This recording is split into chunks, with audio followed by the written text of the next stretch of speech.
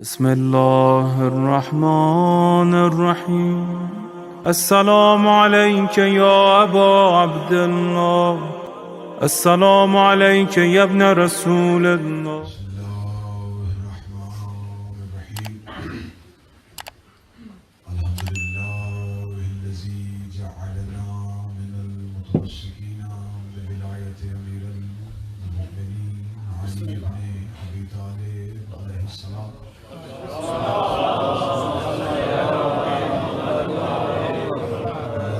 اللهم إياك نعبد وإياك نستعين. الصلاة والسلام بتحية والإكرام على أشرف الأنبياء والمرسلين وأولاده الطيبين الطاهرين المعصومين، ثم الصلاة والسلام على الصديقة المباركة الرازية المرزية عالمة غير بنت القلم والنون وسر بين الكاف والنون ودليل إرادة كن فيكون محافظة النبوة وناشرة الولاية أم الكتاب أم القرآن أم الأنوار أم المعصومين أم العلوم أم الهدى أم الحسن أم الحسين أم المحسن السيدة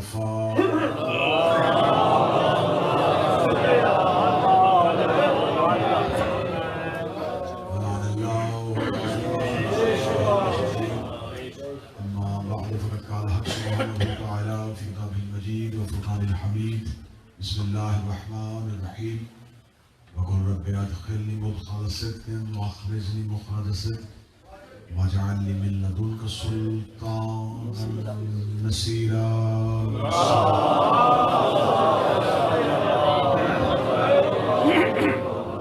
دعا ہے خالق محمد و اہل بیت محمد، آج کے اس جشن میں حاضر تمام مومنین و مومنات اور آج کے جشن کے منتظمین کی یہ عقیدت اور محبت بارگاہ حضرت عمران، بارگاہ حضرت فاطمہ بنت اسد، بارگاہ رسالت باب، بارگاہ آئمہ اور بالخصوص بارگاہ ولی العصر میں قبول و منظور. بڑے گھروں کی خوشی میں فقیر جو مانگے اسے وہ ملتا ہے. آج سب سے بڑے گھر کی سب سے بڑی خوشی، آج توحید کے دروازے پہ ہم تم سب سوالی بن کے بیٹھے ہیں کہ میرا مالک جتنی بھی آپ کی حاجات دلوں میں ہیں، زبانوں میں ہیں، ذہنوں میں سوچ کے بیٹھے ہو، یا جن حاجات کی متمنی ہو، اگر وہ ہمارے حق میں بہتر ہے تو رسول کی بیٹی کے حق کا واسطہ میرا مالک کو قبول و منظور. اس امام بارگاہ کے منتظمین، عہدیداران، خدام اور اس بارگاہ سے متعلق جتنے بھی احباب ہیں جو زندہ موجود نوکری کر رہے ہیں یا دنیا سے جا چکے ہیں، میرا مالک تمام کی خدمت کو قبول و منظور. یہ جو آپ سجا سجایا بہترین ماحول دیکھ رہے ہیں، اس کو سجانے میں میرے بھائی راجہ شفاعت، میرا مالک اس سجاوٹ کا صدقہ ان کی زندگی میں ہمیشہ سجاوٹ. اور تمام دعاؤں کی بہت بڑی دعا اس جشن، ان خوشیوں اور ان غمیوں کے حقیقی وارث کے ظہور میں تاجر. میں اپنی جانب سے آپ تمام احباب کو آج کے جشن کی مبارکباد پیش کرتا ہوں اور آپ کی ترجمانی کرتے ہوئے اپنے آقا و مولا کی بارگاہ میں اللہ کے گھر میں اللہ کے ولی کے ظہور کی مبارکباد پیش کرتا ہوں. یقیناً یہ مومنوں کے لیے، حلالیوں کے لیے، موالیوں کے لیے سب سے بڑی خوشی ہے. ہمارے لیے سب سے بڑا اطمینان اس بات کا ہے کہ ہم نے اپنا امام اللہ کے گھر سے کیا.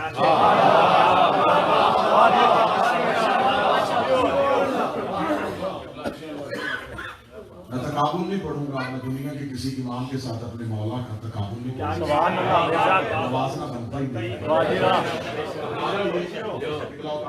جناب حجت الاسلام والمسلمین سرکار عباس حیدری صاحب تشریف فرمائے، مالک سایہ سر پہ سلامت رکھے۔ یہ کتنے اطمینان کی بات ہے کہ ہم نے اپنا امام اللہ کے گھر سے، اور شیعوں اس سے بڑھ کے اعزاز اور فخر کیا ہوگا؟ ہمارا پہلا بھی کعبے میں آیا ہے،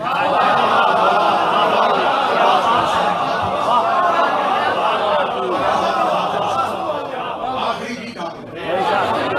فرق اتنا ہے کہ پہلا کعبے کے اندر آیا ہے، آخری کعبہ کی چھت۔ جسے پہلے بنا کے بھیجا اسے بھی چھت پہ بھیج سکتا، جسے آخری کو بھیجا اسے بھی اندر بھیج سکتا۔ لیکن زمیندار میری اس بات کی گواہی دیں گے، جب ہم گندم یا چاول اناج کاشت تو اس کا علیحدہ بیج نہیں ہو، زمیندار گندم ہی کے دانے کو زمین کے اندر بو دیا جاتا ہے اشتیاق بھائی، اور اس کو چھپا دیا جاتا ہے۔ تھوڑی دیر بعد وہ جسے چھپایا تھا اسی میں سے کمپل اور کمپل میں سٹا، اور سٹے کو کھولو تو پھر وہی دانا، جسے چھپاؤ مدت کے بعد ظاہر وہی ہوگا۔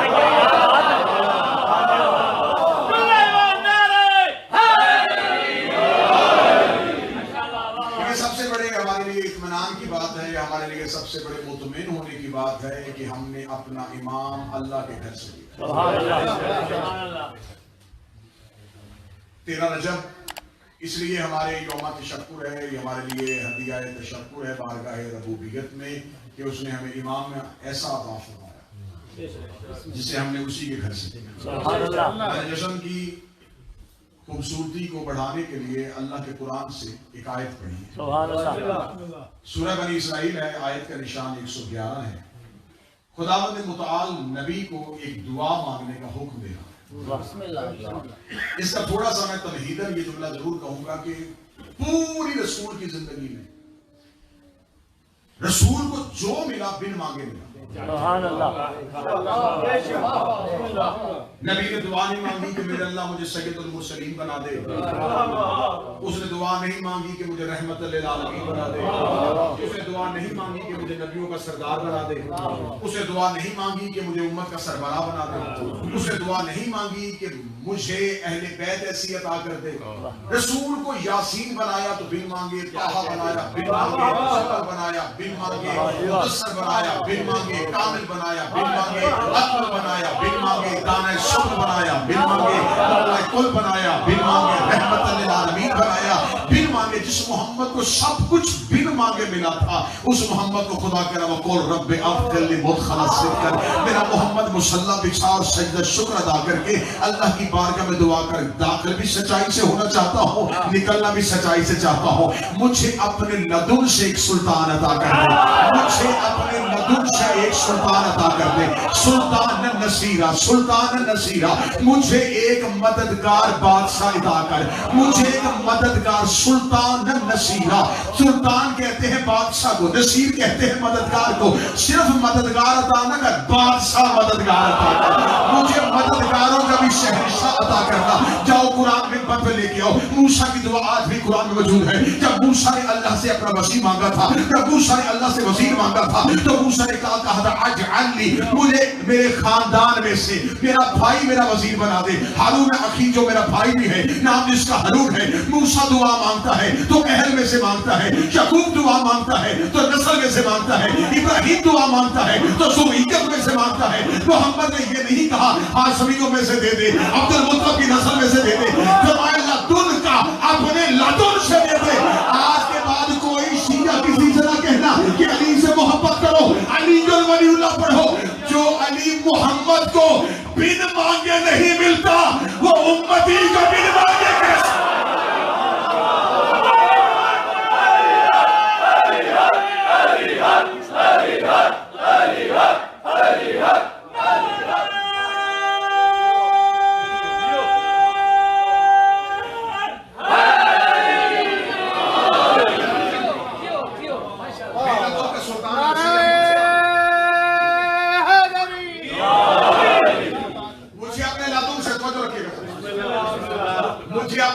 سے سلطان نصیرہ، ایک مددگار بادشاہ تھا.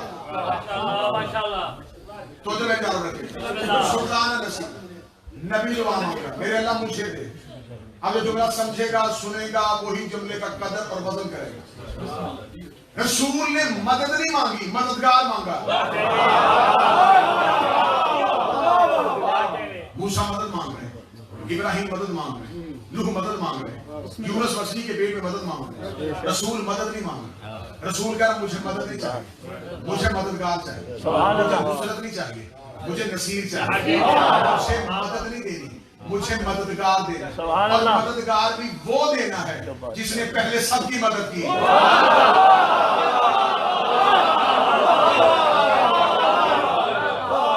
سلطان نصیرہ مجھے اپنے لدن سے عطا. اب علماء کرام تشریف فرما ہے لدن سمجھو. لدن کسے کہتے ہیں؟ سبحان اللہ. یہ نہیں کہا کہ میرے مالک مجھے اپنی قدرت سے عطا کر، واہ جی واہ. مجھے امر سے عطا کر، مجھے لدن سے عطا کر، اپنے ہاں سے دے. واہ جی واہ. اکثر آپ نے یہ جملہ ممبر سے سنا ہوگا کہ اہل بیت علم لدنی کے معنی. علم لدنی کی تعریف کیا ہے؟ لدن یعنی کہ انہوں نے توحید سے علم لیا. اللہ اور ان کے درمیان علم کے لیے درمیان میں کوئی دوسرا نہیں ہے. سبحان اللہ. کیا بات ہے. خدا نے کسی کو سکھایا ہو اس نے ان کو سکھایا. انہوں نے ڈائریکٹ توحید سے علم. بے شک. کیا بات ہے. کیونکہ علم توحید کی صفت ہے، یہ اس صفت کے مظہر ہے. صفت ہمیشہ مظہر مانگتی ہے. اگر مظہر نہیں ہوگا تو صفت کا پتہ نہیں چلے. خطابت میری صفت ہے، میں آ کے ممبر پہ خاموش کھڑا ہو جاؤں واہ جی تو واہ. کیسے پتہ چلے گا کہ میرے پاس کیا صفت ہے؟ میرے اندر صفت تھی لیکن صفت مطالبہ کر رہی تھی کہ میں اظہار کروں. کیا بات ہے. خدا میں علم موجود تھا، اظہار کے لیے کچھ چاہیے. واہ جی واہ. کیا بات ہے.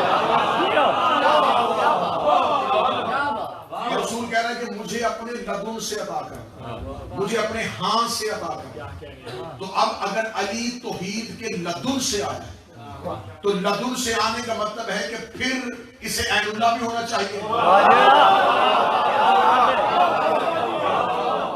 اس کا چہرہ وجہ اللہ بھی ہونا چاہیے، اس کی زبان لسان اللہ بھی ہونا چاہیے. فرمایا مجھے اپنے لدن سے عطا کر. دعائے محمد قبول ہو گئی. خدا نے کہا ہم تمہیں صرف مدد نہیں دیں گے، ہم تمہیں مددگار دیں گے. اور خدا نے یہ دعا نبی کو خود تعلیم کی ہے. لفظ کل آیا، کہہ دیجئے. خدا پہلے دعا سکھا رہا ہے پھر علی دے رہا ہے. خدا نے محمد کو بھی بغیر مانگے علی نہیں دیا.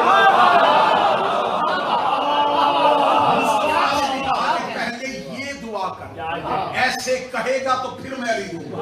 تاکہ زمانہ یہ نہ کہے کہ چچا کا بیٹا تھا، زمانہ یہ نہ کہے کہ بھائی تھا. خدا کہے گا کہ میں قرآن میں آیت لکھواؤں گا تاکہ دنیا کو پتا چلے کہ مصطفیٰ نے مانگا تھا، میں نے سلطان النصیرہ دیا تھا، میں تجھے مددگار عطا کروں گا لیکن اس کے لیے تمہیں مانگنا پڑے گا. اب آج جھگڑا اس بات پہ ہے کہ علی جو خانہ کعبہ میں آئے تھے یہ حادثہ تھا، یعنی کہ متعصب ترین مورخین نے بھی لکھ دیا. شبلی نعمانی جیسا بندہ جہاں مولا علی کی فضیلت لکھ رہا تھا اسے کہا ہاں آئے ہیں کعبہ میں لیکن یہ محض ایک اتفاق تھا. یہ ہے دشمنی علی ابن ابی طالب کہ ہر دور کے مورخ نے فضائل لکھے ہیں.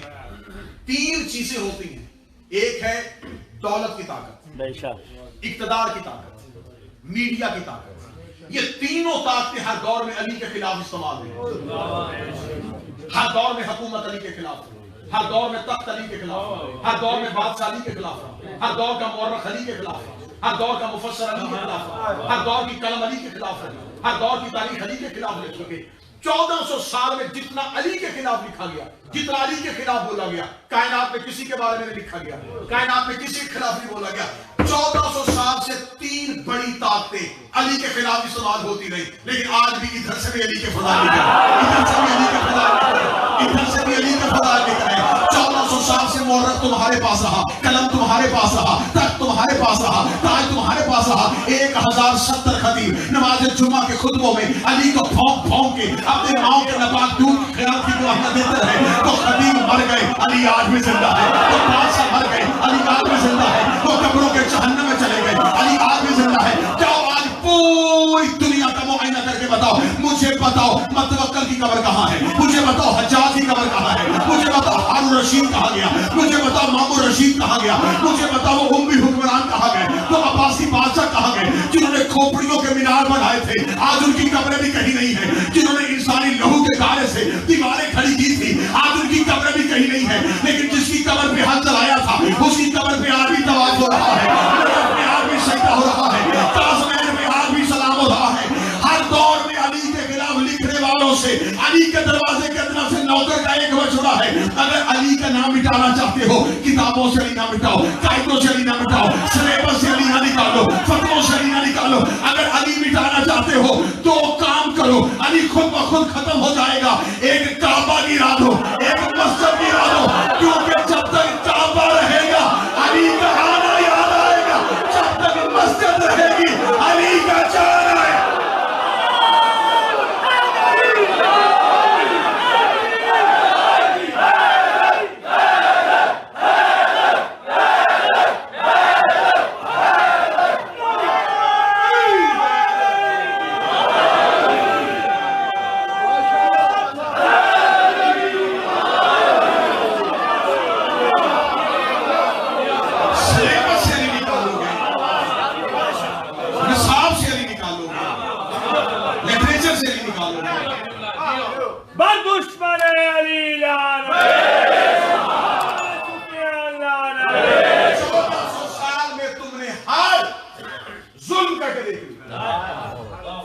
لیکن اتنے فضائل ہیں ممبر سے پھر بھی پورے نہیں پڑے جاتے۔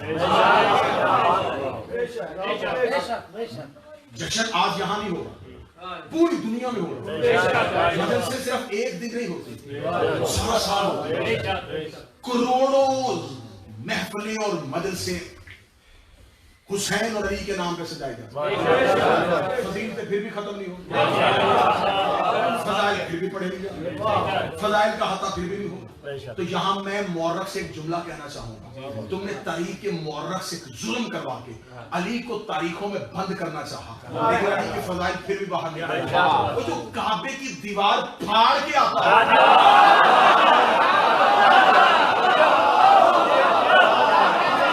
اس کی فضیلتیں بھی تاریخ کے کلیجے میں پھاڑے۔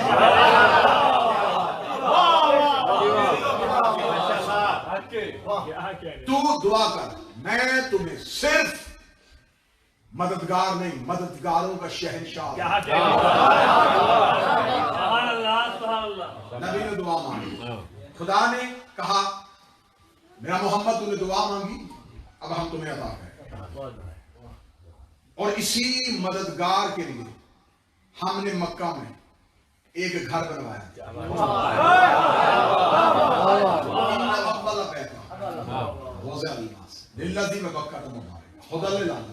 یہ پہلا گھر جو ہم نے انسانیت کی ہدایت کے لیے بنایا وہ مکے والا۔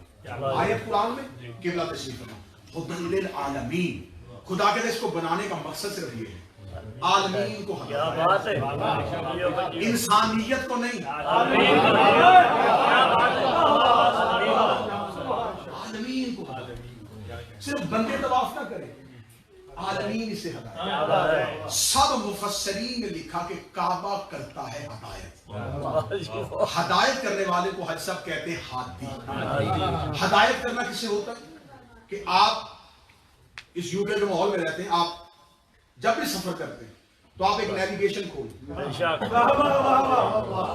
وہ آپ کو بتاتا ہے کہ آپ نے ایگزٹ ہونا، یہاں سے آپ نے ٹرن لینا ہے، وہ آپ کے سفر کا ہادی ہے۔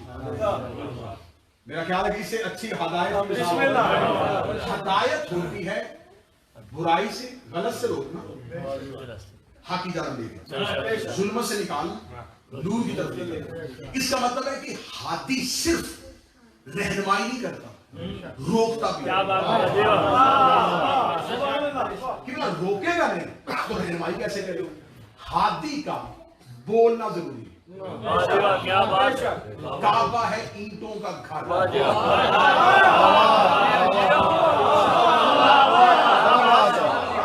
قرآن پہ خدا کہتا ہے کہ یہ ہدایت کرتا ہے. مجھے بتاؤ کہ کعبہ کیسے ہدایت کرتا ہے. چلے مسلمانوں کا تو عقیدہ ہے نا کہ ہمارے تو اللہ کا گھر ہے, ہم تو اس کے بارے میں تحقیق اور تجسس میں بھی نہیں جا سکتے.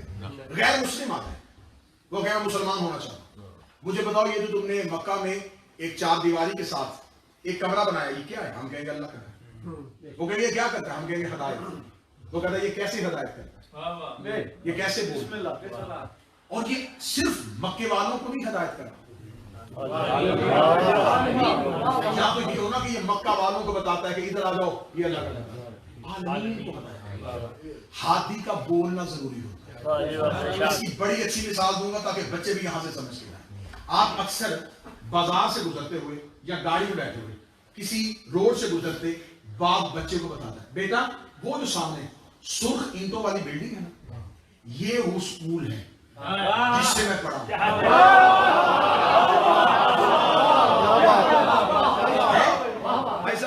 گزرتے ہوئے بچے کو کہنا بیٹا وہ جو سامنے مسجد نظر آ رہی ہے اس سے میں نے قرآن پڑھا. وہ جو سامنے ہاسپٹل ہے نا مجھے اس سے شفا ملی. پڑھاتے اسکول نہیں, اس میں وہ ٹیچر ہوتا ہے. نفسی ہسپتال نہیں دیکھتے, اس میں وہ ڈاکٹر ہوتا ہے. مسجد قرآن نہیں پڑھاتے, اندر کوئی حافظ ہوتا ہے. کعبہ ہدایت نہیں کرتا, اندر کوئی حافظ ہوتا ہے.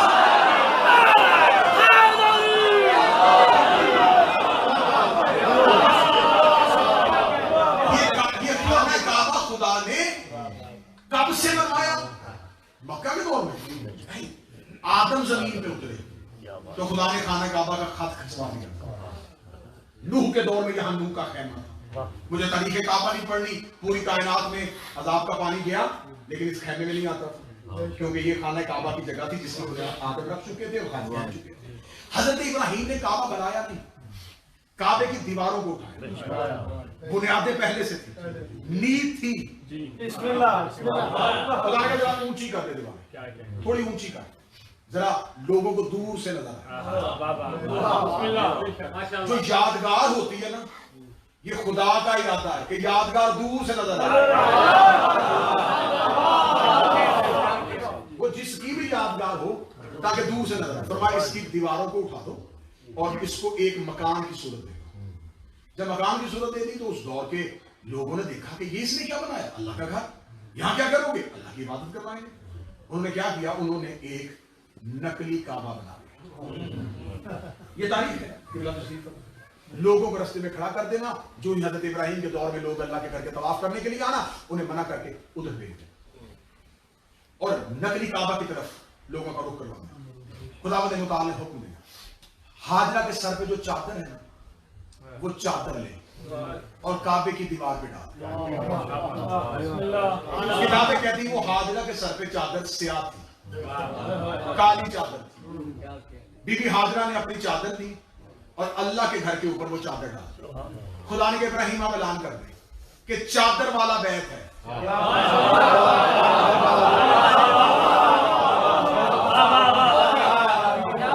میرے مالک یہاں پر کوئی نشان لگوا دیتا, کوئی درخت لگوا دیتا, یہاں پر کوئی دیوار اونچی کروا دیتا, یہاں پر کوئی جھنڈا لگوا دیتا. یہ چادر بھی اتروائی تو نبی کی ماں کی, نبی کی بیوی کی. یہ چادر کیوں نہیں؟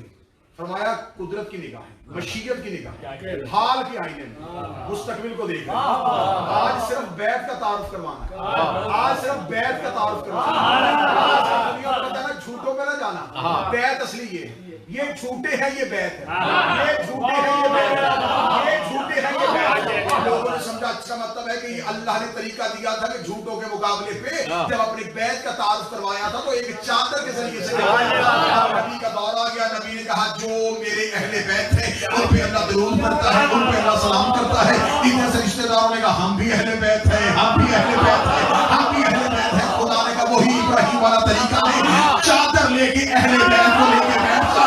ادھر میں نے بتایا تھا چادر والا بیت ہے باقی جھوٹ ہے. اب میں فرشتوں کو بتاؤں گا چادر والے اہل بیت ہیں.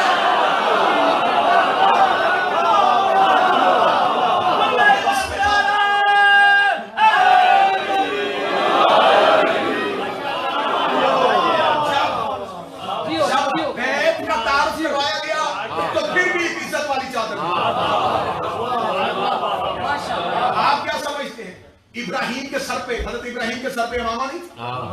حضرت ابراہیم کے بدن پہ امامہ نہیں تھی؟ عربوں کا لباس تھا چادروں کا. خدا نے یہ نہیں کہا ابراہیم اپنے شانے کی چادر اتار، اپنے کاندھے سے چادر اتار اور دیوار کعبہ پہ ڈال. فرمایا اپنی چادر نہیں، ہاجرہ کی چادر، تاکہ زمانے کو پتا چلے کہ اللہ عزت والی بیویوں کی چادر. ہمیشہ تعارف کے لیے سوال کرتا. جب نبی گھر میں آئے تھے چادر نبی کے پاس بھی تھی. ایسے کے کاری بیٹھے ہو، حدیث کی سال روزانہ اپنے گھروں میں پڑھتے ہو. کملی والا کہہ رہا تھا زہرا مجھے چادر دے.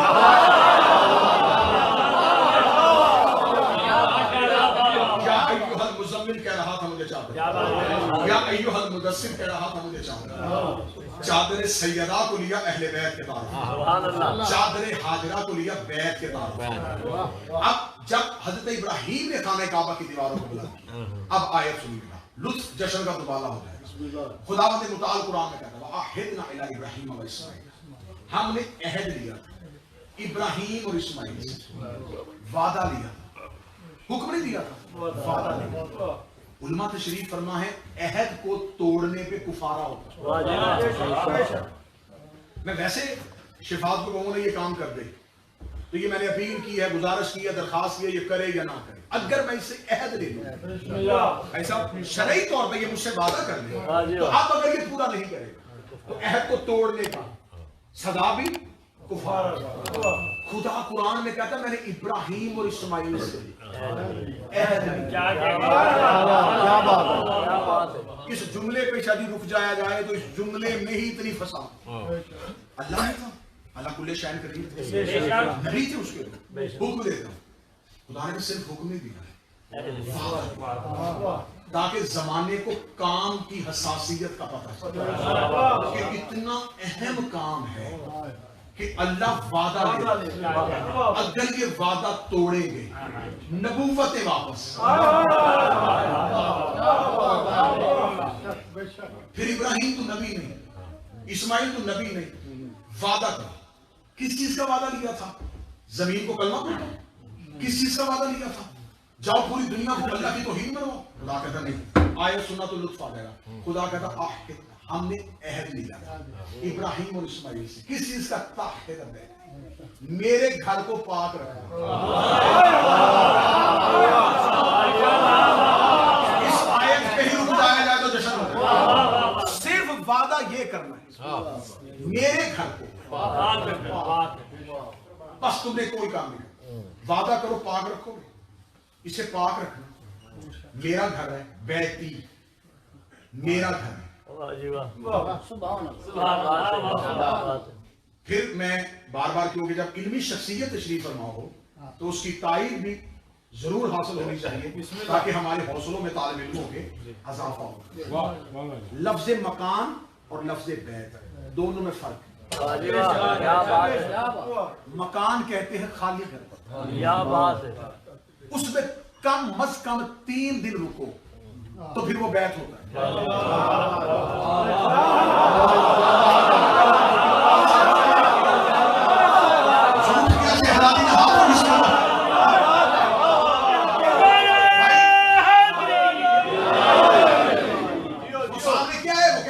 مکان زیر تعمیر ہے جی، کوئی مکان ہے وہ خالی ہے جب تک خالی ہو مکان.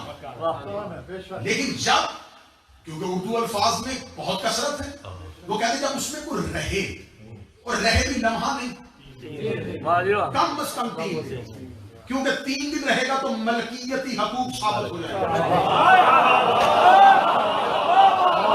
اس لیے حسین کا کربلا آنا تو کم از کم 3 دن رہے گا تاکہ تم کربلا کو اپنا بدن ثابت کر سکو، تاکہ تم کربلا کو اپنا گھر ثابت کر سکو. کم از کم 3 دن رہنا. بیگانے گھر نہیں آئے، اپنے گھر آئے. جب کربلا آؤ پھر کسر نہ پڑنا. کسر مہمان کی ہوتی ہے، تم مہمان نہیں، تم اپنے گھر آئے کیونکہ تمہاری روح کربلا کی خاک سے. تم رہو جہاں بھی، پلٹو گے ادھر. موضوع یہ نہیں ہے، اگر اسی موضوع پہ چلوں گا تو بات کہیں اور جگ چلے. تو اب بیت اسے کہتے ہیں جہاں 3 دن خدا نے آدم کے دور میں بنوایا. اب اس کو بیت ہونے کے لیے کسی کا 3 دن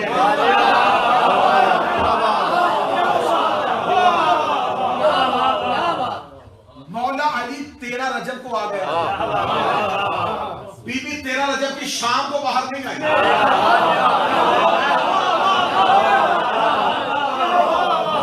آپ لے کے دو جو کام 13 رجب کو ہو گیا تھا، اگلے 3 دن کون سا کام ہوتا رہا؟ اگلے 3 دن ضروری کیوں تھے؟ خدا نے کہا علی کی ماں آ گئی ہے، اب 3 دن بیٹھی رہنا، کیونکہ میں نے مکان نہیں رہنا، میں نے اسے بیت اللہ بنانا.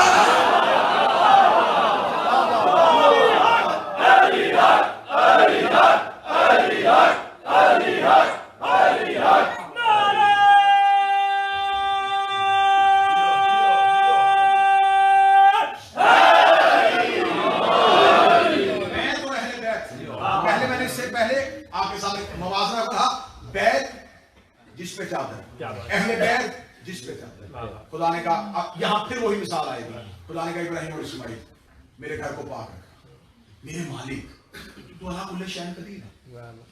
اتنا چھوٹا سا کام، اور اس کے لیے 2 نبیوں کو نبوتیں صرف اس وعدے میں کہ تیرے گھر کو پاک رکھیں گے. کسی فرشتے سے کہے نبوت عہدہ ہے، بے شک اتنی آسانی سے نہیں دیا. میرے مالک تجھے تو فرشتے کی بھی ضرورت نہیں، تو کوئی کسی کا محتاج ہے، تو نے کسی سے مشورہ کرنا ہوتا ہے. کن کہہ، ارادہ کر، امر کر، اپنی قدرت سے پاک رکھ. میرے مالک تو خود یہ کام کر سکتا ہے. ابراہیم اور اسماعیل سے کہہ رہا ہے کہ میں تمہیں نبوتیں دوں گا، وعدہ کرو میرے گھر کو پاک رکھو گے. خدا نے کہا جاہلو یہی تو تمہاری سمجھ میں نہیں آتا. میں بیت سمجھا کے اہل بیت سمجھاؤں گا. آج میں زمانے کو بیت سمجھاؤں گا تو کل اہل بیت کا پتہ چلے گا. اب جس بندے نے پہلا جملہ سنا تھا اسے علی کا واسطہ، اب اگلا جملہ ہضم نہ کرنا. میں نے چادر کی مثال دے کے بیت اور اہل بیت کا فرق واضح کیا تھا. خدا نے کہا ابراہیم اور اسماعیل تم میرے گھر کو پاک رکھنا، تم میرے گھر کو پاک رکھنا، تم میرے گھر کو پاک رکھنا. ساری زندگی ابراہیم اس بات پہ فخر کرتا رہا میں وہ ہوں جس نے اللہ کے گھر کو پاک رکھا. اسماعیل کہتا رہا میں وہ ہوں جس نے اللہ کے گھر کو پاک رکھا. آج بھی آیت قرآن میں موجود ہے، آج بھی ہر مسلمان آیت پڑھ کے کہتا ہے اللہ کا گھر اتنا پاک ہے، اسے ابراہیم نے پاک رکھا تھا، اسے اسماعیل نے پاک رکھا تھا، اسے 2 علیہ السلام پاک رکھتے تھے، اسے 2 علیہ السلام پاک رکھتے تھے. لیکن جب اہل بیت کا وقت آیا تو خدا نے یہ نہیں کہا محمد اہل بیت کو پاک رکھنا. خدا نے کہا انما یرید اللہ لیجعل عنکم الرجس اہل بیت یطہرکم تطہیرا. اہل بیت کو میں پاک رکھوں گا. بیت کو ابراہیم پاک رکھے، اہل بیت کو توحید پاک رکھے. کعبہ اتنا پاک ہے جتنی ابراہیم میں طاقت ہے، اہل بیت اتنی پاک ہے جتنی توحید میں.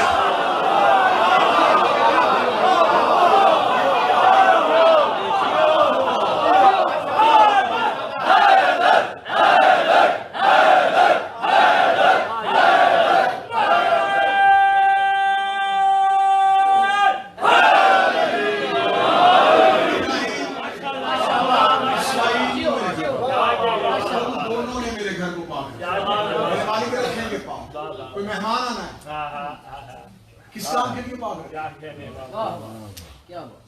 بھئی آج امام بارگاہ کو ٹھیک کر دینا، رات کو مولا کے بوہے بائیں کے جشن ہوگا. ابراہیم اور اسماعیل سے کہہ رہا پاک رکھو میرے گھر کو. میرے مالک کیوں؟ خدا نے آگے بات بھی پوری کھول دی. کھولو بات دی، جشن بن جائے گا، چہروں پہ یوں پھول بن جائے گا مسکراتے ہوئے چہرے، کیونکہ وجہ اللہ کا جشن ہوگا.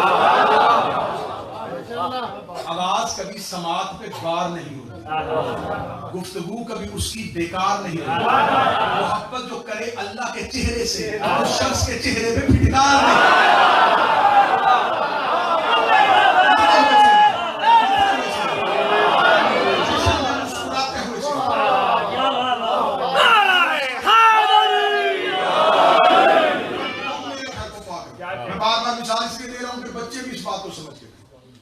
کہا جاتا بیٹا آج گھر کو صاف رکھنا، کوئی مہمان ہے. बेटा इब्राहिम को जी करना कोई खास मेहमान खुदा इब्राहिम और इस्माइल से कहा पाक रखना मेरे मालिक क्यों किस लिए अब खुदा ने आयत में बात खोल दी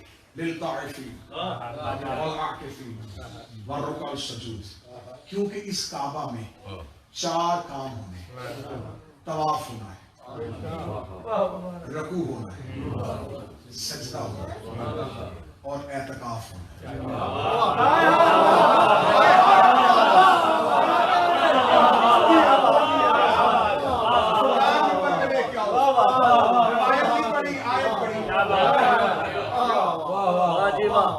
बुखारी नहीं पढ़ी मुस्लिम नहीं पढ़ी कुरान पढ़ी आयत बिल्कुल वाज़े इन्हीं लफ्जों के साथ क्या बात है खुदा कहता मेरे घर को पाक रखो 4 काम तवाफ रकू सजदा अच्छा खुदा ने आयत में ये नहीं कहा कि मेरे घर के अतराफ को पाक रखो उसके बाहर वाले हिस्से को पाक रखो बहती मेरे घर को घर है 4 दीवारी के अंदर क्या बात है इसका मतलब घर रखना है अंदर से पाक रखना है 4 काम तवाफ रकू सजदा एतकाफ आयत ने दिमाग पागल कर दिया समझ नहीं आ रही तवाफ काबे के अंदर नहीं होता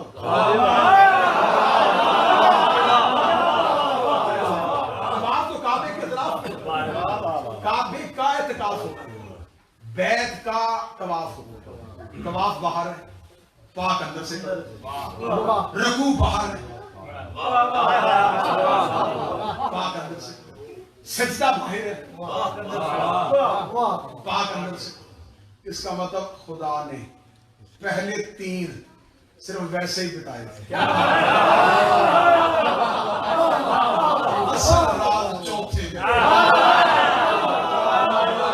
सिर्फ अकेला चौथा क्योंकि वो खालिक है उसने मखलूक बनाई उसे पता है कि ये अल्लाह के राजों पे वार कहां से अगर वो सिर्फ एतकाफ लिखता बहुत कुछ हद तक हो जाना इस आयत को जख्मी करने के लिए इस आयत को मजरू करने के लिए बहुत वाकयात रूनमा हो जाने थे खुदा ने पहले 3 कह दिए तवाफ भी कर लो रुकू भी कर लो सजदा भी कर लो तुम ये तीनों काम करो इब्राहिम तुम पाक कर एतकाफ होना है एतकाफ होगा काबे के अंदर लेके बात नहीं करना मिंबर पे कर मैदान का बंदा हूं मैदान में बात करने का छुप के बात नहीं छुप के वार नहीं खामोशी का वार नहीं मिंबर की बुलंदी क्योंकि हमने अली हुजरे से नहीं चौक मैं माइक पे मुंह रख के बात कर मुझे बताओ एतकाफ होता है काबे के अगर अंदर आदम से लेके आज तक क्या बात है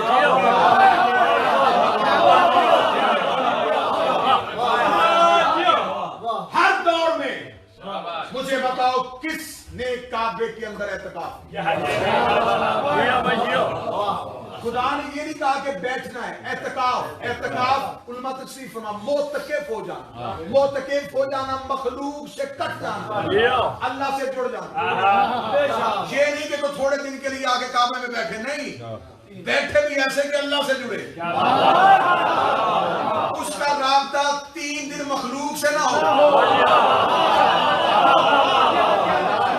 उसका राब्ता सिर्फ खालिक से सिर्फ अल्लाह के साथ जुड़ा हुआ और एतकाफ का दुरानिया कम से कम 3 दिन ज्यादा से ज्यादा 10 दिन हम ले लेते हैं अपने अहले बैत के नाम पीछे अपनी मर्जी का नाम लेके आओ अल्लाह के घर में रुका हो अल्लाह के घर में एतकाफ हो इसने 3 दिन मखलूक से राब्ता तोड़ के अल्लाह से जोड़ा हो अगर तुझे नाम नहीं मिलेगा तो आप 13 रजब को फटती हुई दीवार में तुझे दिखाता हूँ 13 रजब को एक माँ गई थी एक बेटा गया था माँ फातिमा बिन्त असद थी बेटा अली इब्न अबी तालिब था 3 दिन माँ भी काबा के अंदर रही 3 दिन बेटा भी काबे के अंदर रहा खुदा ने कहा इब्राहिम और इस्माइल तुमने पाक किया था इसलिए कि इसमें 3 दिन एतकाफ होना था अब उलमा के सरों पे कुरान रख के पूछो 3 दिन बैठी अली की माँ खुदा ने कुरान में कहा मेरे घर में एतकाफ हुआ है मेरे घर में एतकाफ हुआ है शरीयत का मसला है मर्द एतकाफ बैठेगा तो मस्जिद में बैठेगा औरत एतकाफ बैठेगी तो घर में बैठेगी अली की माँ अपना घर छोड़ के अल्लाह के घर में बैठ के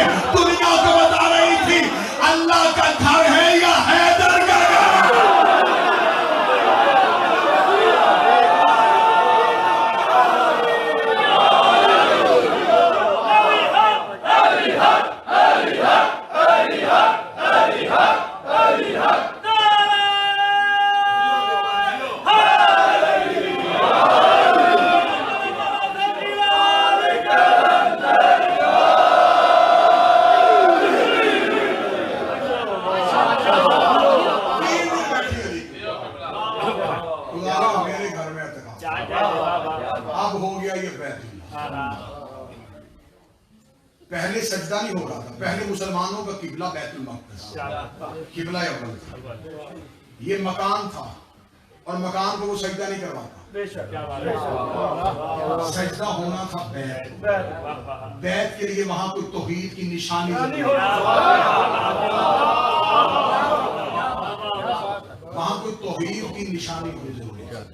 حضرت رسالت مآب کا خاندان، میرے مولا علی اور میرے رسول کا خاندان، حضرت عبدالمطلب کا جب دور تھا نا، تو ابرہہ ایک بادشاہ، اس نے بھی ایک نقلی کعبہ بنایا، یہ لوگوں کو اس کعبے کی طرف متوجہ کرتا تھا، اور اس نے اس کو بڑا سجایا تھا، اس میں بڑے قیمتی ہیرے جواہرات، اس کو بڑا ایک اٹریکشن پیدا کی کہ لوگ، وہ تو ایک عام چھوٹا سا گھر ہے نا، اس کو ذرا قیمتی بنا، لوگ ادھر آئے، جب لوگ ادھر جاتے تو روحانیت تو تھی نہیں، کیونکہ نقلی میں صرف سجاوٹ ہوتی ہے،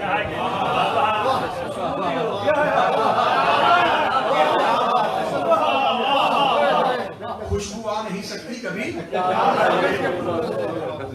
انہوں نے بنا تو لیا، اس میں سجاوٹ اس نے بڑی کی، تاریخی بات ہے، اب لوگ آئے، لیکن وہ لوگ کہہ رہے ہیں کیا یہاں تو صرف امیری ہے، جو روحانیت وہاں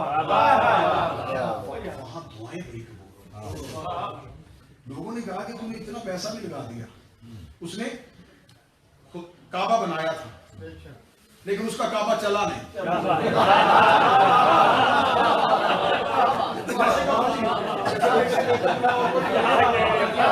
اس کا کعبہ چلا نہیں تو اس نے بندوں سے کہا کہ یہ بچا کیا ہوگا، وہ جو کعبہ ہے نا اس کو دعائیں بڑی، اس کو غصہ آیا، وہ غصے میں آیا تو اس نے کہا بہت بڑا لشکر بنا، بچوں سننا، 60,000 کا لشکر، جس میں کئی ہاتھی، عربوں میں ہاتھی جنگ کے لیے استعمال ہی نہیں ہوتے، عربوں میں جنگ کے لیے گھوڑا استعمال ہوتا، یہ ہاتھی لے کے آیا، اور 60,000 کا لشکر، یہ تمام جتنے بھی مورخین ہیں انہوں نے لکھا 60,000 کا لشکر لے کے آیا۔ اب دیکھیں اس دور کو اگر آپ اپنے ذہنوں میں بنائیں تو 60,000 کا لشکر جب کہیں حملہ کرنے کے لیے جا رہا تو یہ اچانک حملہ نہیں ہو سکتا، 60,000 کا لشکر ابھی میلوں دور ہو تو اطلاع پہنچ جاتی ہے، اب جہاں سے چلی 60,000 کا تسکین شاہی لشکر گزر رہا، جس بستی سے گزرتا لوگ کہتے خیر نہیں، یہ جہاں جائیں گے وہاں تو دعائی کرتے ہیں، بھئی ہاتھی، 60,000 کا لشکر، اور میزوں پہ آگ، اور اتنا جدید اسلحہ، یہ کہاں لے کے جا رہے ہیں، کدھر جا رہے ہیں، کس سے جنگ ہو رہی، کعبہ گرانے جا رہے ہیں، کعبہ گرانے جا رہے ہیں، کعبہ گرانے جا رہے ہیں، بات عرب میں پھیل چکی تھی، تو آپ کیا سمجھتے 60,000 کا لشکر جہاں حملہ کرنے آیا وہاں کوئی خبر پہنچا، خبر وہاں بھی پہنچ گئی، خبر کس کے پاس پہنچی، رسول اور علی کے دادا، کبھی ہم سے سنو نبی کا خاندان، کبھی ہم سے سنو کہ میرے نبی کا خاندان کیا، حضرت عبدالمطلب کو خبر پہنچی کہ ابرہہ 60,000 کا لشکر جس میں ہاتھی بھی ہیں، جدید اسلحہ ہے، جنگجو ہیں، قبیلوں کے سردار ہیں، وہ اللہ کا گھر گرانے آ رہے ہیں۔ حضرت عبدالمطلب نے لشکر نہیں اکٹھا کیا، ہاشمیوں کو نہیں کہا تلواریں نکالو، خندق کھودو، گھوڑے نکالو، حملے کا جواب نہیں، عبدالمطلب نے اپنے نوکروں سے کہا میرے ڈیرے پہ جاؤ، میرے سارے اونٹ کھول دو اور انہیں چرنے کے لیے مکے کے باہر چھوڑ دو۔ یار حکمت دیکھنا، تدبر دیکھنا، جس کا پوتا علی ہو،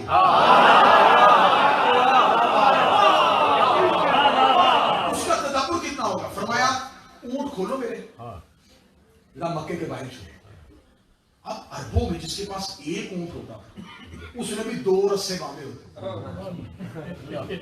پوری جمع پونجی یہی ہوتی تھی، اس دور میں کوئی بینک بیلنس تھی، بینک بیلنس ہوتے نہیں، یہ جانور یہی اثاثہ ہوتے تھے، یہی سرمایہ ہوتے تھے، جب کبھی کی ضرورت ہونی تو ان میں سے کوئی جانور بیچ دینا۔ تو عربوں میں چوری کا رواج بھی تھا، تب لوگ اپنے جانوروں کو سنبھال کے رکھتے تھے۔ عبدالمطلب نے کہا ان کے گلوں والے پٹے جو ہے نا وہ بھی کھول دو اور انہیں مکے کے باہر چھوڑو۔ غلاموں نے کہا یہ سردار کیا کر رہا ہے، حکمت کیا تھی؟ اب 200 اونٹ ابو طالب کا مکے کے باہر بغیر پٹے اور رسے کے چل رہا ہے، وہ جو ہاتھی لے کے آیا تھا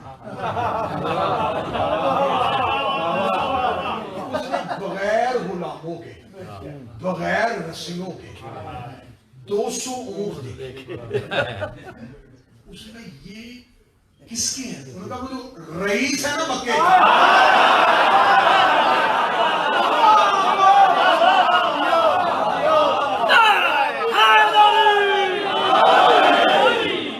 मेरा उसे हैबत समझ में आ गया कि भाई ये तो बड़ा जलाल वाला कुछ सरदार कि जिसके जानवर भी गले में रस्सी नहीं रखते, यानी कि उसका इतना रोब है।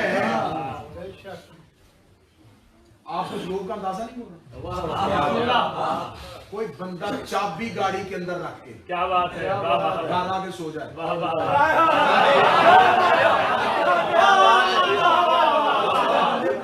आपकी चाबी किसी की जरूरत है, किसी की पता नहीं मेरी है, तो ये पता होगा कि ये जिसकी है ना वो है कोई बड़ा।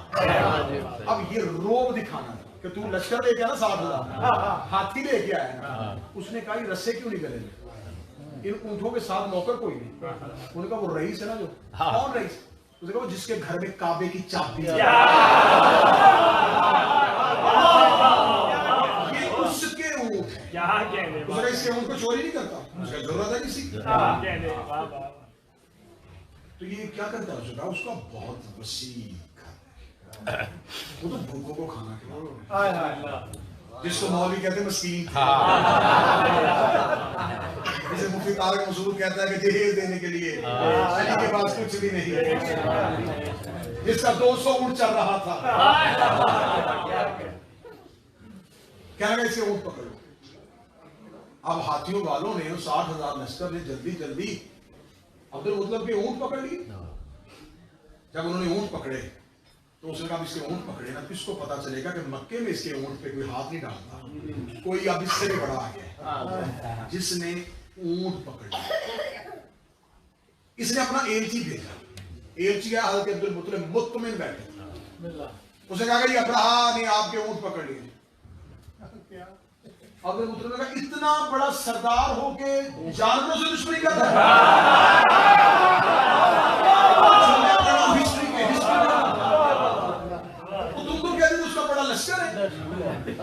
इतना बुज़दिल, जानवरों के साथ दुश्मनी कर रहा है। डॉक्टर से कहा मेरी अब आला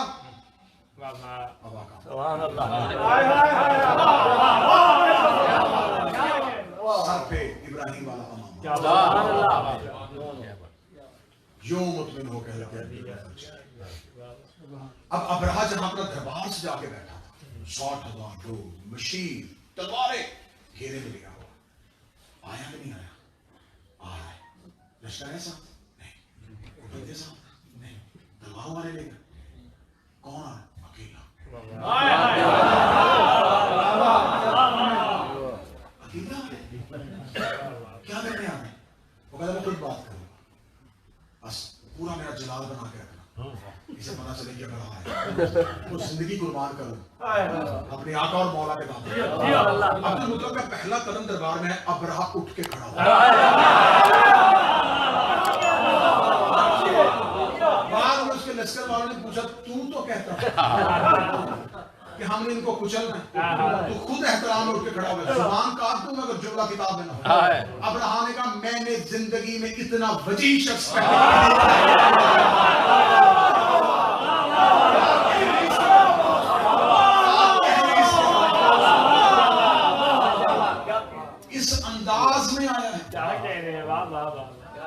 कि मुझे इसकी वजाहत की वजह से इसका रोब मुझे मजबूर कर रहा था। उठ के खड़ा हो। हज़रत अब्दुल मुतलब ने नहीं पूछा कि इतना बड़ा लश्कर कहां का बादशाह है, क्यों आया? ऊंट तूने पकड़े? मैं पूरी तारीख समझा नहीं रहा, तुम्हें दिखा रहा हूं। बातें भूल जाती हैं, सभी बातें नहीं भूल, मैं मुशाहिदा कर रहा हूं। उसने क्या कहा भाई? ऊंट तूने पकड़े? उसने पीछे होकर गुलाम से कहा मतवली काबे का यही जिसे गिराने आए काबे का मतवली? आज ही मैंने पकड़े। क्यों?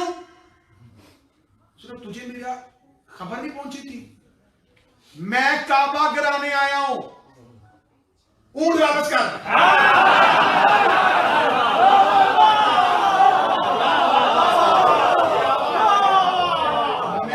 میں ابرہا 7,000 کا لشکر لے کے تیرے اللہ کا گھر گرانے لگا ہوں.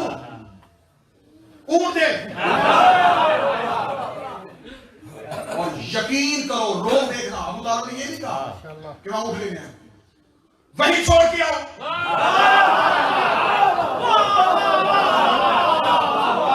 جہاں سے لے کے آئے.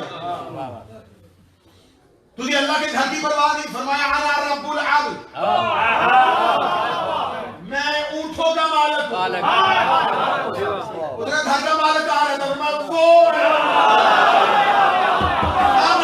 سر اٹھاؤ، ابھی کسی نے لا الہ نہیں منوایا تھا اور کھڑے ہو کے ابرہا کی آنکھوں میں آنکھیں ڈال کے علی کا دادا کہہ رہا تھا لا الہ الا اللہ.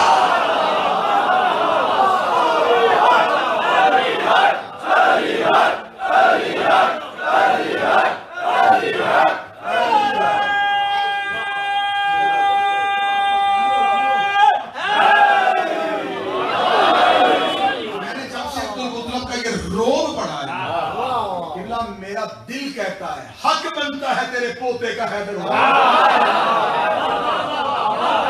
میرا پوتا ہونا ہی علی چاہیے. گھر کا مالک وہ ہے. اس نے کہا وہ کہاں ہے؟ کہہ کا مال کی کہنے لگا. پھر اس سے کہہ بچائے. عبد المطلب مسکرا کہتے ہیں اسے کہنے کی ضرورت ہے. تو ہاتھی لا. وہ بچانے کا پورا بندوبست کر چکا.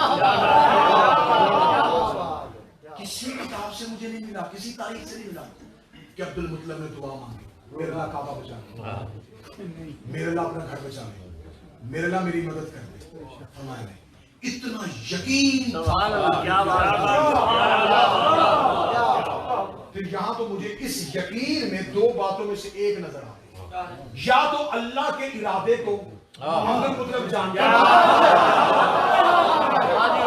یا عبد المطلب کی خواہش توحید کا ارادہ بن رہی. مجھے یہاں تاریخ میں نہیں ملا کہ عبد المطلب نے دعا اللہ بچا لے، میری مدد کر دے. تو نہیں بچائے گا تو آج کون؟ صرف ارادہ کیا اور مطمئن ہو گئے. ادھر سے ہاتھی بڑھے، ادھر سے خدا نے اپنا لشکر.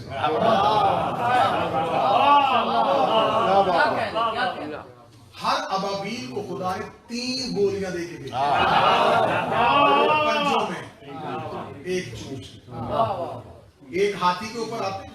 اچھا یہ جو ہاتھ والی چیز ماری جائے نا، اس میں تو بندہ کہہ سکتا ہے کہ ہاتھ کی طاقت ہے. جو منہ سے پھینکی جائے نا اس میں طاقت نہیں. یہ چونچ سے کنکر پھینکتے ہیں. ہاتھی کو جہاں سے لگتا وہیں سے چیرتا ہوا. جو ہی ہاتھی گرنے شروع ہوئے، ابابیلوں کا جھنڈ دیکھا. 60,000 نے بھاگنا شروع کیا. گرتے ہوئے ابرہا کے سرحانے جا کے عبد المطلب نے کہا جب سچے کے مقابلے میں جھوٹا بنایا تو پھر وہ بدلہ لینے آ گیا. اب مجھے مورخ بتائے کہ ابرہا کا قصور کیا تھا. وہ کہتے ابرہا کا قصور یہ تھا کہ اس نے کعبے کے مقابلے میں نقلی کعبہ بنایا تھا. اس نے کعبے کے مقابلے میں نقلی کعبہ بنایا تھا. جو کعبے کے مقابلے میں نقلی کعبہ بنائے اس میں بھی توحید آسمان سے پتھر بھیجتی ہے. جو خلیفہ کے مقابلے میں نقلی خلیفہ بنائے، جو امام کے مقابلے میں نقلی امام بنائے. اسی لیے قدیر کے بعد حارس پہ خدا نے پتھر اس لیے پھینکا تھا تو کعبے کا دشمن تھا، یہ کعبے کے مالک کا دشمن.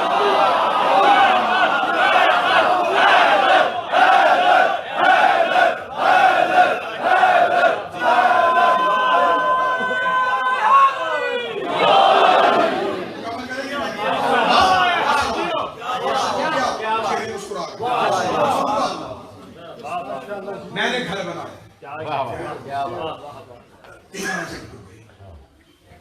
16 نجم کو تین راتیں. میں اس لیے کیونکہ جہاں جہاں یہ مجلس سنی جائے گی، کیونکہ یہ اعزاز میں 14 کا اپنے اوپر خصوصی سمجھتا ہوں. مجھے وہ بھی سنتے ہیں جو کسی کو بھی نہیں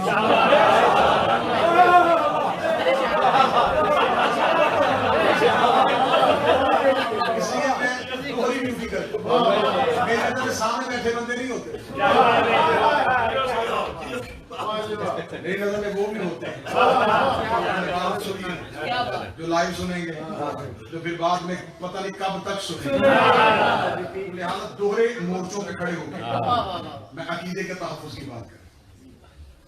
آپ کو میں نے پہلی تقریر کا پہلا جملہ کہا, ہم نے زندگی میں کبھی موازنہ, ہم علی کا موازنہ کرتے ہی نہیں. اچھا, ہم پہ اعتراض کرنے والے کا اعتراض بھی عجیب. اعتراض کرنے والے دیکھ جی شیعہ اہل بیت کی بات کرتے, صحابہ کی بات نہیں کرتے. حاجی صاحب آج تک ہم پہ کسی نے یہ اعتراض نہیں کیا یا آپ اہل بیت کی بات کرتے, نبیوں کی بات کیوں نہیں کرتے؟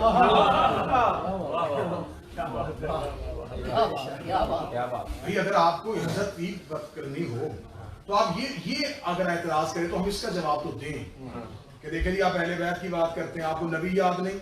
اب اچھا نبیوں کا اعتراض نہیں کر رہے, آپ صحابہ کی بات نہیں کرتے, آپ صحابہ کا تذکرہ نہیں کرتے. ہر دور میں کیونکہ مجھے حکم ہوا ہے, میں نے نارتھ ایمپٹن کا جشن تھا تو اس میں ایک نعرہ جو آیا کہیں سے ہے, لے ہم نے لیا, کیونکہ کچھ چیزیں ہماری وہ لیتے ہیں کچھ ہم کی لیتے ہیں. ایک نعرہ قبلہ پاکستان میں یہ ابھی اس سال لگنا شروع, واہ صحابہ, واہ صحابہ, کیونکہ نعروں کی بھی اپنی اپنی کیفیت ہوتی ہے. بڑے نعرے علی کے نعرے کے مقابلے میں بنے, ہر دور میں بہت سے نعرے تحقیق کے مرحلوں سے بھی گزرے.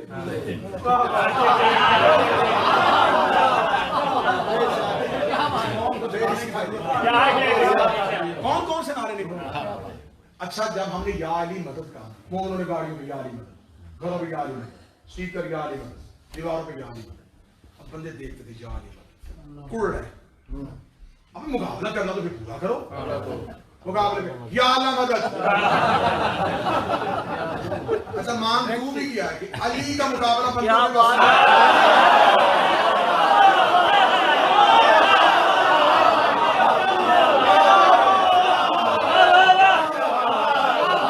ہماری نظریں ہر دور میں ہوتی کہ دشمن کدھر سے شروع ہوگا, ہم نے اسے کدھر پہنچا. یہ مسکین پاکستان میں رکشا ڈرائیور, ویگن ڈرائیور, پیچھے اچھا سی لکھا ہے نوکر غازی, نوکر پاکستان, میں نوکر صاحب. بھئی اچھا نعرہ ہے لگاؤ, لیکن پہلے صحابہ سے تو پوچھ لو کہ وہ کیوں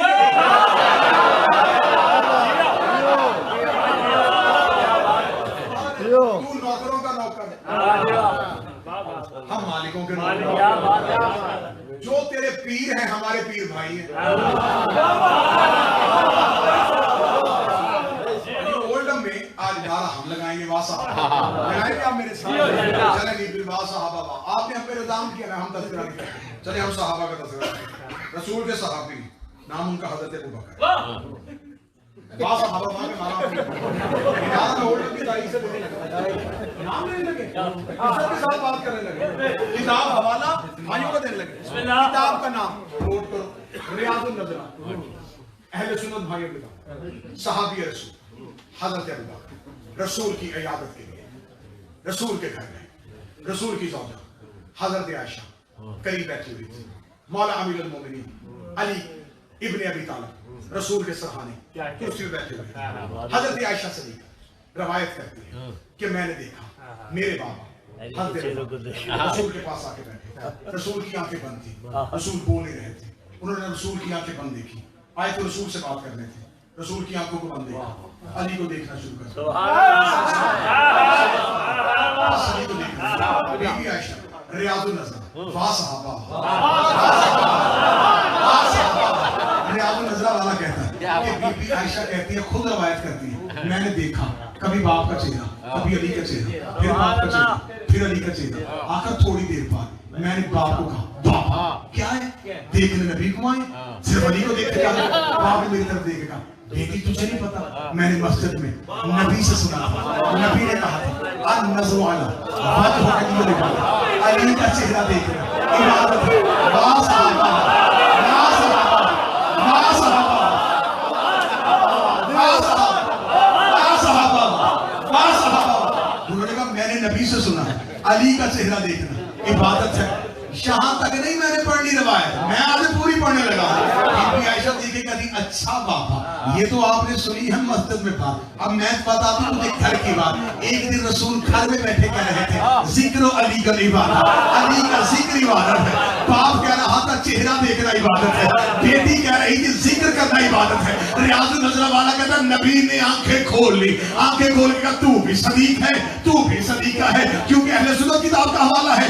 تو نے کہا ہے چہرہ دیکھنا عبادت ہے، تو کہہ رہی ذکر کرنا عبادت ہے۔ میں دونوں کو علی کے سامنے گواہ بنا کے کہہ رہا ہوں حب علی کی عبادت، علی کو دیکھنا اس وقت تک عبادت نہیں جب تک علی کی محبت نہیں۔ واہ صحابہ واہ صحابہ واہ صحابہ، نبی کے صحابی کہہ رہے ہیں اس وقت تک کوئی بندہ پورے صراط پار نہیں کر سکتا جب تک علی کی محبت کا لکھا اس کے ہاتھ میں نہیں ہوگا۔ واہ صحابہ واہ صحابہ، حضرت عمر فاروق کہتے ہیں لولا علی لہلک عمر، اگر علی نہ ہوتا میں عمر ہلاک ہو جاتا۔ واہ صحابہ واہ صحابہ واہ صحابہ واہ۔ بی بی عائشہ کہتی ہے اگر کسی نے اپنی ماں کی شرافت کا پتہ کرنا ہو تو وہ علی کی ولایت کا اقرار کیا کرے۔ واہ صحابہ واہ صحابہ واہ۔ نبی کے صحابی کہتے ہیں ہم جنگ احد میں جب پہاڑی عبور کر چکے تھے، ہم نے دیکھا نبی کو چھوڑ آئے ہیں، ہم نے پیچھے مڑ کے دیکھا تو علی محمد کے سر پہ محمد کا محافظ بن کے کھڑا تھا۔ ہم نے احد کی پہاڑی میں کھڑے ہو کے کہا اگر آج علی نہ ہوتا ہم اپنے اصل دین میں واپس چلے جاتے۔ واہ صحابہ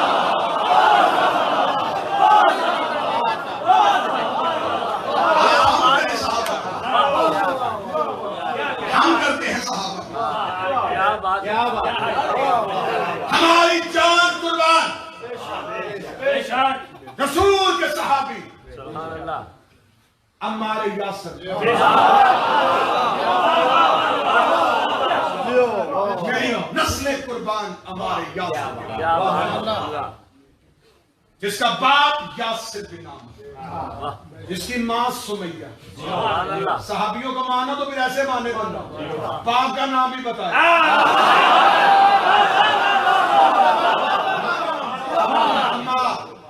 یاسر کا بیٹا، سمیہ کا بیٹا، قبیلہ بنی کہتا، عزت والے گھر کا، وہ فرد جس کی ماں بھی اسلام کی شہید، جس کا باپ بھی اسلام کا شہید، جو بدر میں نبی کے ساتھ، جو احد میں نبی کے ساتھ، جو غزوات میں نبی کے ساتھ، جسے نبی کی صحبت میں زندگی گزاری، جو نبی کی خوشبو کو محسوس کرتا تھا، جو نبی پہ اپنی جان دیتا تھا۔ واہ صحابہ، یہ ہے وہ نبی کا صحابی جسے نبی نے کہا تھا عمار تجھے باغی گروہ قتل کرے۔ کیا بات ہے، پوری زندگی رسول کے بعد اس نے جتنی دیر زندہ رہا علی کے سوا کسی کی پیروی کی، کسی کی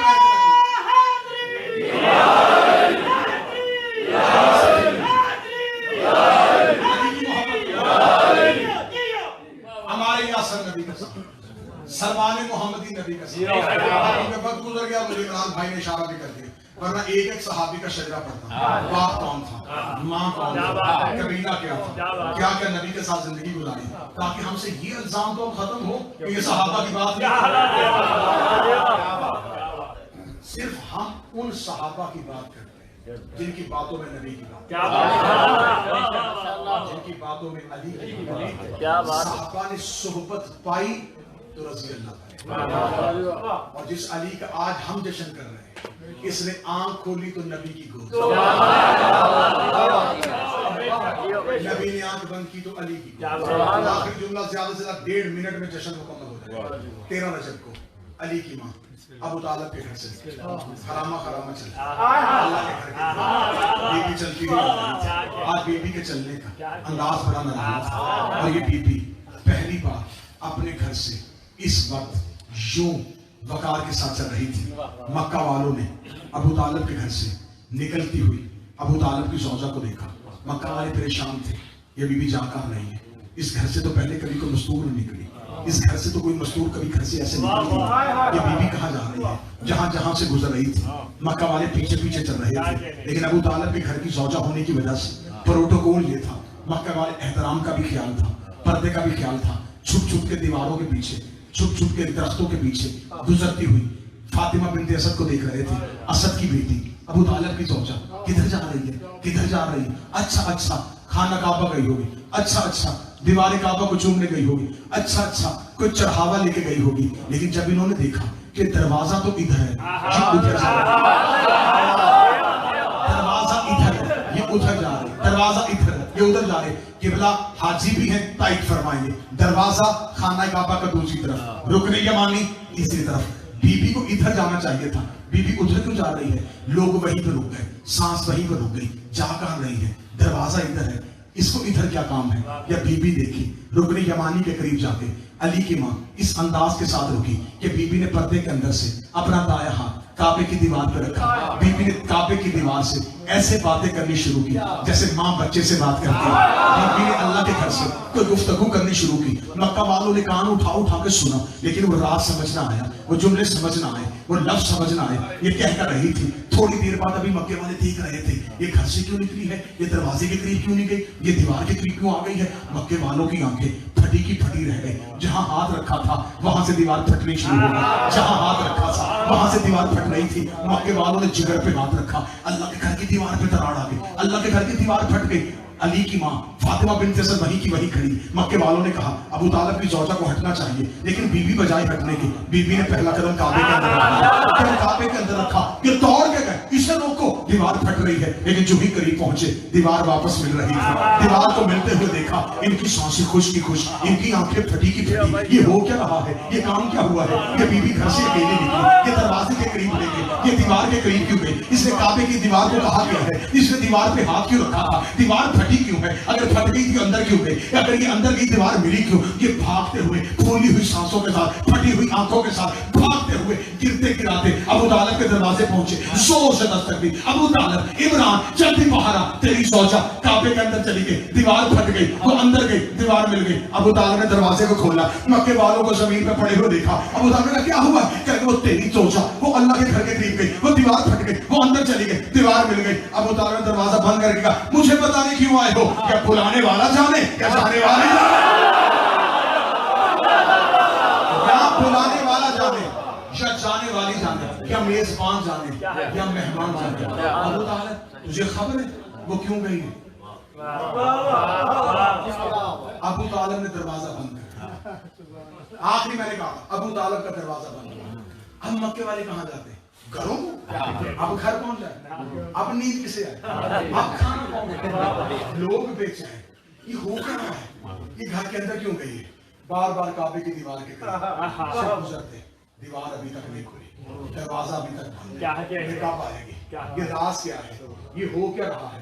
نہ محمد گھر سے باہر آنا، نہ ابو طالب گھر سے باہر آنا، نہ جعفر گھر سے باہر آنا، نہ عقیل کچھ بتا رہا، نہ عباس ابن عبد المطلب کچھ بتا رہا، ہاشمی اپنے گھروں میں بیٹھ گئے ہیں، ہاشمی گھر سے نکل نہیں رہے، ان کے گھر کی بیوی اللہ کے گھر کے اندر بیٹھی ہوئی ہے اور وہ بھی گھر سے نہیں نکل رہے، وہ بھی گھر سے نہیں نکل رہے۔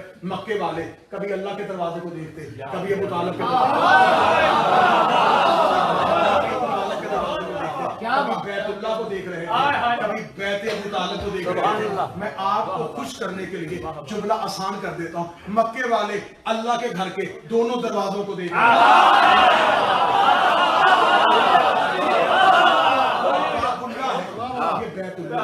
کبھی وہ اسے دیکھتے کبھی اسے دیکھتے، وہ بھی بند یہ بھی بند ہے، وہ بھی باہر نہیں آ رہے، یہ بھی باہر نہیں آ رہے. یہ راز کب نکلے گا؟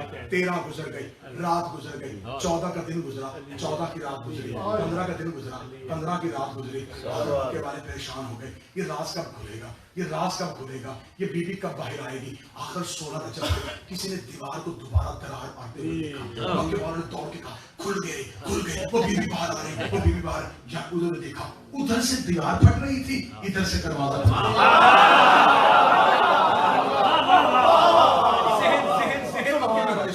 ادھر سے دیوار کھل رہی تھی، ادھر سے دروازہ کھل رہا. انہوں نے کھلتا ہوا دروازہ دیکھا، انہوں نے کہا وہ بھی آ رہی ہے، یہ بھی آ رہی ہے. لیکن ادھر سے کون آ رہا ہے؟ آگے آگے عصا لیے ہوئے حضرت عمران چل رہے تھے، محمد ابن عبداللہ چل رہے تھے، عباس ابن عبد المطلب چل رہے تھے، ابو طالب کا بیٹا ساتھ آ رہا ہے، طالب ساتھ آ رہا ہے، جعفر ساتھ آ رہا ہے. آج علی کے گھر کے بنی ہاشم کے فرد، بنی ہاشم کی مستورات، بنی ہاشم کے بچے، آج سارے بنی ہاشم ایک جلوس کی صورت میں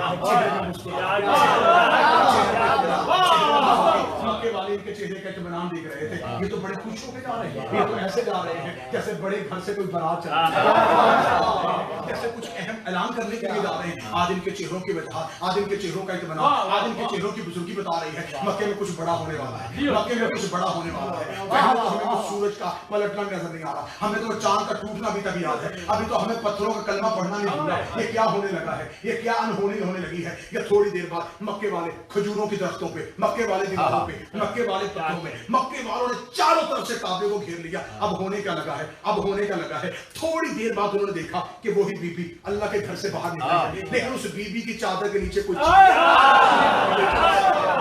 اس بی بی نے محمد مصطفیٰ کے آگے آ کے اپنے آپ کو کھڑا کیا. محمد مصطفیٰ نے دونوں ہاتھ پیشانی پر رکھ کے اپنی ماں کا استقبال کیا. استقبال کرنے کے بعد ادھر سے فاطمہ کے ہاتھ نکل رہے تھے، ادھر سے محمد کے ہاتھ نکل رہے تھے. ادھر سے چادر سے فاطمہ کے ہاتھ نکل رہے تھے، ادھر سے کملی سے محمد کے ہاتھ نکل رہے تھے. فاطمہ بنت اسد ایسے مصطفیٰ کے ہاتھوں پہ کچھ قرآن رکھ رہی تھی. مکے والوں نے کہا ہم نے پہلی بار یہ منظر دیکھا. جو ہی فاطمہ بنت اسد نے اپنی چادر کا پہلو اٹھایا، ہمیں ایسے لگا جیسے مکے میں 2 سورج طلوع ہو گئے. ہمیں ایسے لگا جیسے مکے کو نور نے گھیرے میں لے لیا ہے. ہمیں ایسی خوشبو محسوس ہوئی جیسے جنت کے دریچے کھل گئے ہوں. ہمیں کچھ نظر نہیں آ رہا تھا یہ کیا ہونے والا ہے. یا ہمارے کانوں میں ایک آواز پڑی کہ وہی محمد مصطفیٰ جو دھیمے لہجے میں بات کرتا تھا، جو دھیمے لہجے میں تبلیغ کرتا تھا، آج اس کے لہجہ ہی بدل گیا. اس نے سینے کے ساتھ اس قرآن کو لگا کے اونچی آواز میں کہا لحموں کا لحمی یا علی